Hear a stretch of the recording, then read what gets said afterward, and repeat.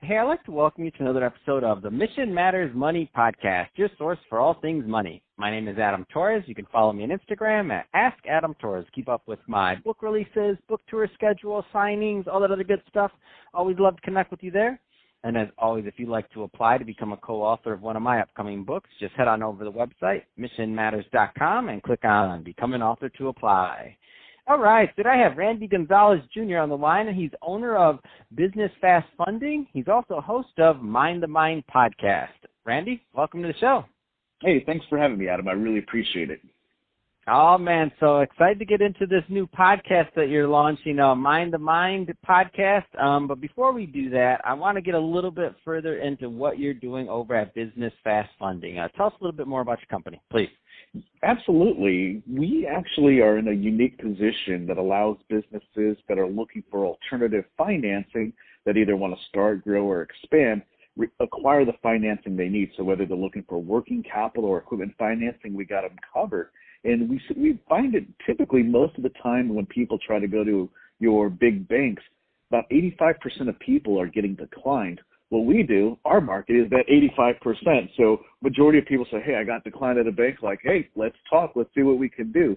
Because our guidelines and our underwriting is really, really different. And in the event somebody doesn't qualify, we actually have an in-house credit repair and marketing team that helps them get funding ready. So we definitely have a solution for people that are looking for financing for their business, which we've made a lot of friends that way, so to speak. So it's pretty awesome. What do you find are some of the biggest, because there's a lot of business owners, entrepreneurs, executives listening to this right now, and what do you find are some of the biggest challenges that people have? Like, why is it so challenging for them to normally get funding? I know that's going to vary, by the way, from company to company and size of company, history, founder. I know all those things play, so I don't want to oversimplify it, but I do know that certain themes tend to arise over and over and over again. So what do you find are some of those common themes? One of the biggest common things that I've found personally is that people don't know what they don't know. You know, just like anything, if they knew there was a better way, they would probably be doing it, or at least they had some type of indication that it was possible. I see a great majority of all our clients, at least 90%, saying, wow, I did not know that I could acquire financing. I thought it was done, and I didn't even know if this was real, but I said, what the heck, let me shoot it out there like a Hail Mary, and sure enough, we just got $100,000 deposited to our account, or we just got that new kitchen set up, or we just got our second location at our restaurant. So it's pretty awesome to know that we actually have a solution and to solve one of the biggest problems, that is people don't know what they don't know. If they don't know they can get it, they're never going to go out and basically go and acquire it, so to speak. That's awesome. So I also know that Business Fast Funding is pretty into philanthropy. Tell us a little bit more about your work there. Yeah, so what we do every year is we partnered, actually for several years now, with Father Joe's down in downtown San Diego. And it's one of the premier locations that actually assist a lot of the homeless community that doesn't have a place, that doesn't have any food, and doesn't have basically any hope. So our objective when we sponsor that organization, and especially during Thanksgiving time, and I made it a point to actually say, no matter what, yes, we donate year-round, but I want to make sure that we take care of the entire meals that are donated on Thanksgiving Day, which is about 700 people that we feed, as well as 300 kids, and I make sure they get a little gift. And I always write a word of inspiration of no matter where you're at doesn't mean that's your ending point. So I've always felt it in my heart to do something to give back in a way, because not too long ago, 20, 30 years ago, I was a struggling kid wondering, how are we going to eat? How are we going to make it work? Why is mom always telling us to turn off the light? Lights are not even on. It was a tough time.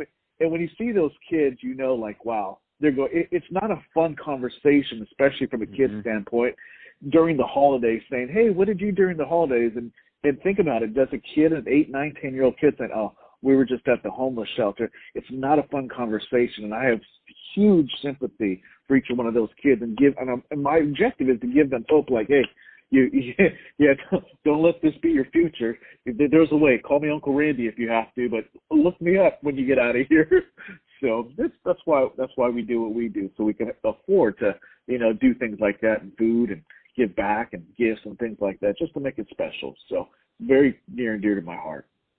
Man, that's awesome. I love what you're doing there. What a rock star. And I love when I meet somebody that is taking their business success and still giving back and not forgetting where they come from, and also just really paying it forward, man. What an amazing story. And I think it's a great transition, too. So speaking of paying it forward, let's get into this new podcast that you're launching. So Mind the Mind podcast. Where do you want to start with this one? What was the inspiration? The inspiration is I've always thought of ideas of how can we improve. One of the biggest questions is, if you could do better, should you? That question, I believe, is always up for debate. So I was actually talking to some of my staff, and I was asking them some of these questions, and I asked them that very question, Adam. And what I found was they said, well, of course, that's common sense. Well, is that true? Well, we all know that we've got to get in shape, but not everybody's in shape. We're in the freest country in the world, but not everybody is thriving right now. Some people are just holding on by the nick of their teeth, their shoelaces, saying, how can I get this next light bill paid? So the question is what's stopping people from getting to that idea of what could be versus to where they're stuck or feel they're cemented to? So I was thinking a lot of this has to do with mindset. A lot of it has to do with personal internal philosophy on whatever the mind thinks, that's what you're going to become. So whatever you think about consistently, that's what you gravitate towards. So I said, you know what, there's a lot of answers that people have inside their mind. And just kind of reminded me of people like, I was always a gold fan, so to speak, 49ers, and they're miners, right? So I was like, gosh, what if we mind the mind, mind the mind? It's like mining gold, because every single answer, every single dream, every single thing that you have comes from your mind before it's in fruition. The phone or the communication that we're talking to now, the computers, how we connect with each other, the entertainment that we watch either at the movie theater or home, it was just somebody's idea that they extracted from their head, put it on paper, and said, let's figure this out. Imagine if people were more engaged on, what they can do with their life, and it's really inside of them. There's just got to find a way to get it out, and we give them tips, ideas, strategies that can really catapult that, and that's what the whole series is going to be about. So it's going to be all walks of life, young people, middle-aged people, elderly people, men, women, it doesn't matter. We're going to be doing some amazing things and allowing people to really gravitate to their greatness. Man, that's exciting. So I know that you have a couple of episodes that you've recorded and that are in the queue. And I know you're a new podcaster, but I ask all my podcasters this, so we're all in the same family. What is, and this is a loaded question, Randy, so don't worry, it's not going to be easy. But of the episodes that you've recorded so far, what are some of your favorite moments, or a favorite moment that you can share with us, so that we have a feel for kind of like the content and why listeners should go over there and check it out? I think we actually filmed already 2 of them. They're being edited, so they'll be out here in a couple of weeks. But one of them was a great breakthrough that even one of our own staff members had. Growing up, you talk to your people. You don't know their full extent of their background until they actually open up to you. And it was pretty amazing to see the heart and passion of people. Like, sometimes they hold things in. You don't know who they truly are until they take off that mask. And when they take off that mask, then you see the how would you call it, the genuine theme of their life and what they possess. So it's really touching, because it allows you to think for yourself, like, man, you know what? That person knows no different than me. That person only thought a little bit differently and acted a little bit differently. And, I'll be honest, Adam, there might be some tears, because people can relate. It's like one of those good, feel-good, true story movies, but it's on a podcast that's really going to touch people. And it's amazing every time. And I'm very happy on what we're about to do. Man, that's awesome. Well, Randy, if somebody's listening to this and they want more information on business fast funding, 2-part question, what's the best way for them to, or what are the right types of businesses and or companies that are typically a good fit for business fast funding, number 1? Number 2, what's the best way for them to reach out to you and your team? We actually finance every single type of business. Typically, and if it doesn't have what they call the 3 F's, and we'll be blunt, if it flies, like if it's an aircraft, we probably can't finance it. If it floats like a boat or watercraft, we can't finance it. And if it fornicates, we probably can't finance it. Other than that, we got you covered. So yeah, startups all welcomed. Absolutely. Fantastic. And what's the best way for them to reach out? The best way they can reach us is they can go to our website at bffunding.com. That's bffunding.com, or they can give our office a call at 844-723-3863. That's 844-723-3863.